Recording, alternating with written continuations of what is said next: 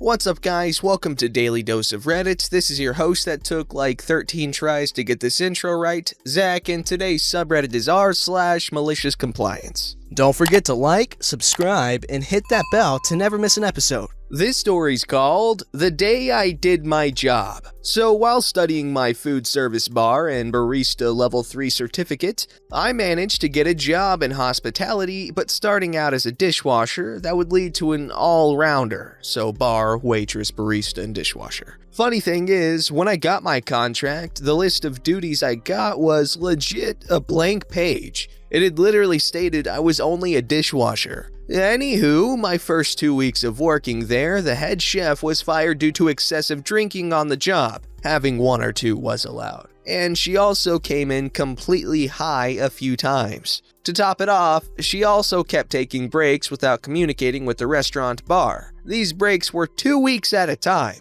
She got let away with doing this a few times because at certain stages, she was running the damn business for the stuck-up owners. They were good people, but very new to owning the business, so they liked when people were up their butt. As I said, they were good people, just not good owners. One of them tried to sabotage someone getting a job elsewhere because the waitress tried to leave them. So after the head chef left, the sous chef took over but walked out after the first day of being in charge. We had to close the restaurant for 2 weeks until we could find someone to take over. We had a third chef, but he didn't want the responsibility. At the time, I said to him I can learn kitchen hand if they needed me. We also had to get another kitchen hand, and she ended up being my family friend who worked there in the past, so she knew how to do more things I could. Her sister came in to help any shift her sister couldn't do. They also didn't get a contract stating this for an entire 2 months. When they found someone to cover being head chef, she came in, acted all nice, and all saying things like she doesn't want to act like the boss, that this is a group effort, etc.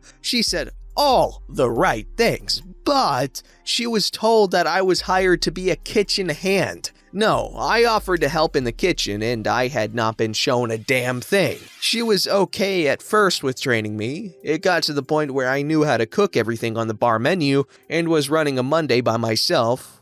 Me running a shift I shouldn't have been on the bare minimum wage. I live in New Zealand, which doesn't do tips, and minimum wage was $17.70 at the time. I was into my 3rd month of being there, and the head chef got annoyed at me over little things. She changed how to do some things of the restaurant menu, and expected me to know what she wanted to happen. This 3rd month, I was in a very bad mental state, and I was in tears multiple times a day due to the head chef's words when she was stressed. Her words. Anything she said during that shift stays in that shift. It doesn't roll to the next one. I work stupid split shift 2 hours over lunch and then dinner. And she said a lot, but only to me. She started treating me like I wasn't worth her time to train, so she did just that. When we had a big day with bookings one night, her stupidity only put 3 people on, and the sous chef called in sick. So she tries both of my family friends, and one had a graduation party and the other had already made plans.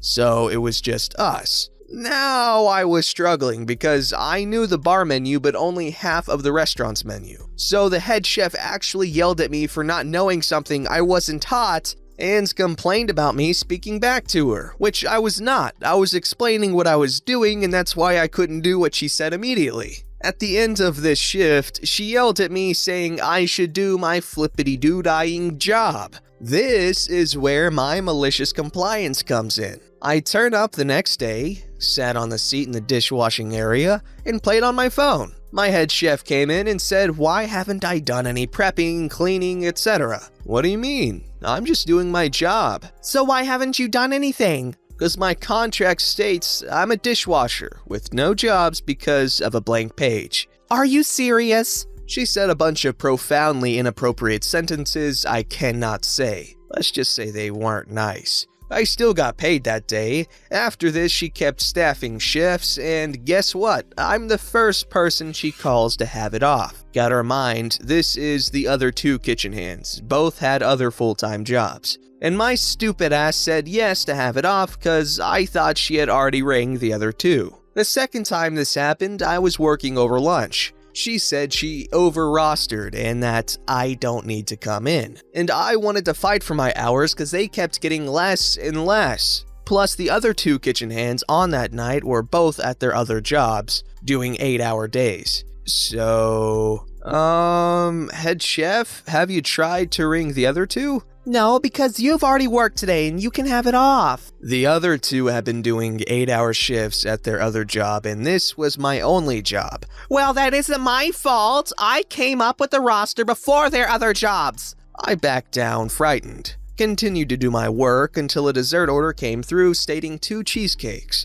I was told that they were meant to be Muses, but nothing changed on the docket, so 30 minutes later, I went to make 2 cheesecakes. Whoops! Mistake found and corrected, but I gotta tell you, I don't know what Muses were. I wasn't taught. I asked head chef, but all she said to me was it was cream meringues and passion fruit pulp. She also said there were 2 meringues in the chiller. I needed to use the first. Couldn't find them, however I did find 2 small pavlovas. Haha. So I did up a meringue cream and a passion fruit pulp dessert, but apparently I did it incorrectly. This time head chef showed me what to do. Who knew it was meant to be in a water glass with crumbled pieces of meringue? And who knew that pavlovas were the same as meringues? I clearly was not told. I, for the first time, spoke back and got a devil's scratch. I only pointed the fact that those pavlovas weren't meringues. Because of her yelling at me, I wound up in tears and walked out that day. Mind you, I have just turned 19 and this was my first experience in hospitality. I was so upset, I drove to my sister's home. No one there went to my family friend's place, no one called them, they were in town, so we met at my home. I live with my parents. My parents and my family friends' parents were pissed off.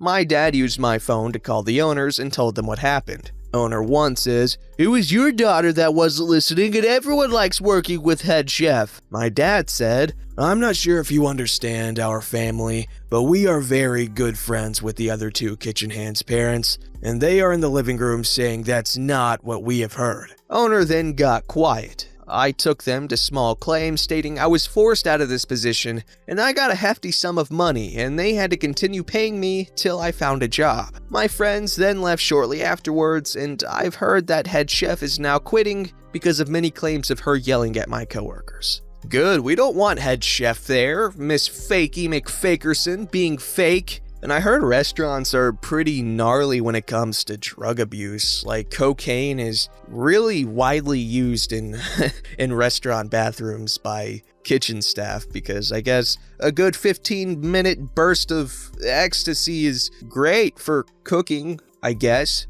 This story's called Sleep in Office? Alright then. This happened a year ago. I still am working at this company. My superiors, team lead, manager, and department head, are all fantastic bosses and they will fight for their subordinates when right. Most of my immediate colleagues are great too, and we often help each other out. Some related points to this story. I have very severe sleep apnea. After a sleep study was done, I was told that I stopped breathing 69 times an hour. As a result, I tend to need more sleep than most normal people. If the following day is not a work day, I will go to bed at 10 p.m. or 11 p.m. and wake up the next day at 3 p.m. I have 7 different alarms, all of which that I never snooze as I almost never hear them. Now, my bosses are aware and very understanding, and they do not mind me coming in late to work as I ultimately still get things done. Also, sometimes my work requires me to work at odd hours.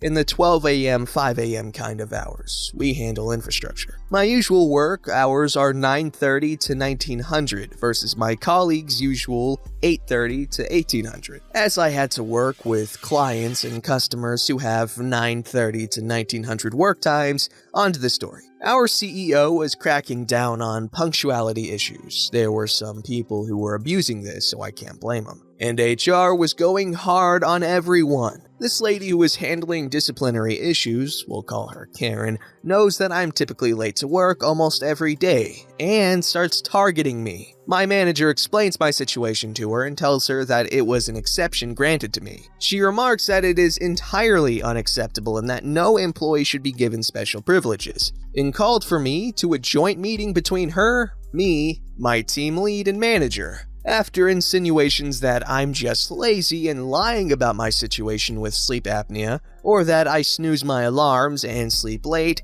she states that if I am late one more time, I will receive a warning letter, with the unspoken threat that I will lose my bonus for the year that was coming in 2 months, as it is considered disciplinary action. She then sarcastically adds, "If you can't get up in the morning, sleep in the office." I was pissed for a couple of seconds, but this subreddit has taught me better. A plan began to form. Malicious compliance it is. Once work ends, I head home as usual, have dinner and relax and stuff. However, this time I head back to office, reaching at 10:30 p.m. or so with all of my alarms, as per office safety procedure. If there's an employee in the office, the lights need to be on, at least in the employee's immediate area. On the lights go. I set them up to start ringing from 6:30 a.m. as usual, and to ring every 5 minutes. I should also mention that my desk is right smack in the middle of the office, just outside HR's closed area. Also, any person with sleep apnea knows, snoring is an immense issue. My snoring is so loud that it sounded like Thor was pissed. I went to sleep in my chair. Morning comes. People start coming in.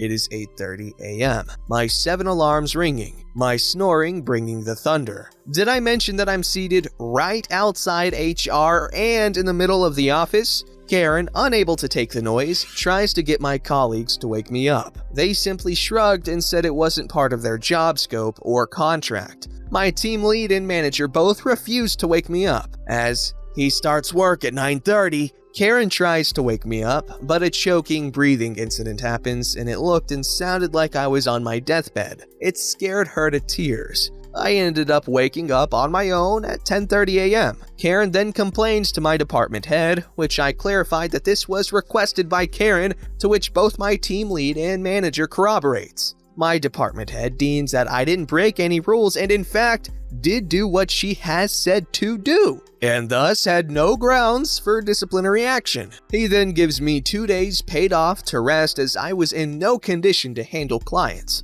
I found out later that the rest of HR were never agreeable putting me on the late list in the first place, but did not/could not intervene as they were not in charge of disciplinary issues. No one has really hounded me about punctuality again, outside of the occasional, "Hey, try to be on time next time." Just to assure everyone, I do try my best. Hey, that's some malicious compliance. Glad it worked out in the end, and I'm glad those directly responsible for you are very understanding. That is so needed in the world, understanding superiors. Honestly, I'll let you get away with pretty much anything if you can give a good enough excuse. Like if you demonstrate real remorse and just assure me that you're not going to do it again or you're going to try to improve, I'll let you get away with pretty much anything, honestly. Unless it's like a repeat offense, then I start getting annoyed.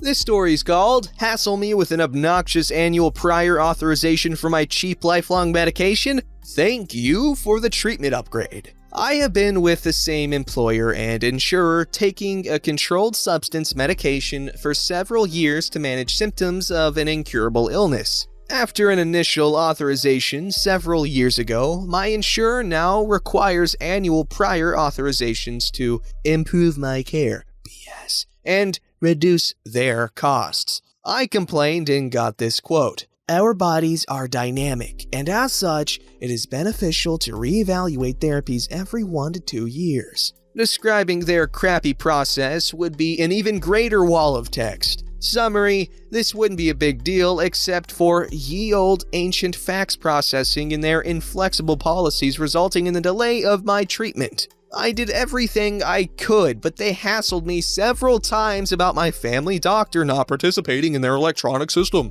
I'm sure every insurer has their own e-system, but that same fax machine works for all of them. Complaints through my very large employer's HR got me a dead end with non-answers. Now I have to do this every year. Simply prodding my doctor to jump through these hoops annually only serves to delay my care. Let's instead follow the spirit of their process and improve my care. I'm paying extra for the PPO health plan and usually exceed the family maximum out of pocket per year. This means I hit my cap faster and won't end up paying any extra. let's get started. I feel better already. Instead of 7 years of family doctor visits every 6 months to renew my hard copy only controlled substance prescription, I'm now going back to a neurologist for the specialized care my condition requires. I'm not a monster, so I'm not seeking a doctor that uses fax instead of their electronic authorization. I just don't care how they do it. I still need my family doctor just as often for my annual physical and other needs. Yes! I agree that my body is dynamic and I have not had an multiple sleep latency test for many years to determine how my illness has changed over the years. I will check to see when I'm eligible for another test each time I have to hassle my doctor to do the prior authorization forms.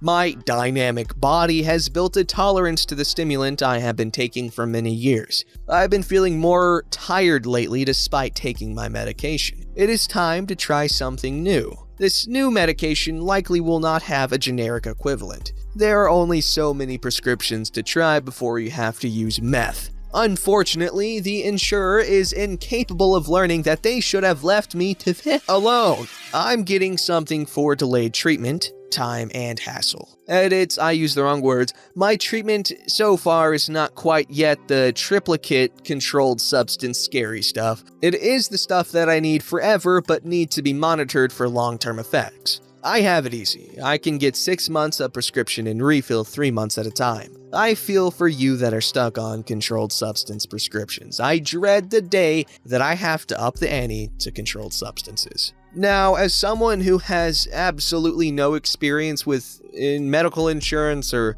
healthcare policies and crap and stuff, even though I'm an adult and I should probably know something about it, I don't really see the malicious compliance here. However, I'm proud of this dude for whatever.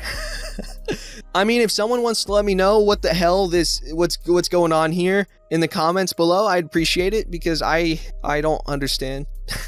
But I feel like you guys might, adults. Don't forget to like, subscribe, and hit that bell to never miss an episode.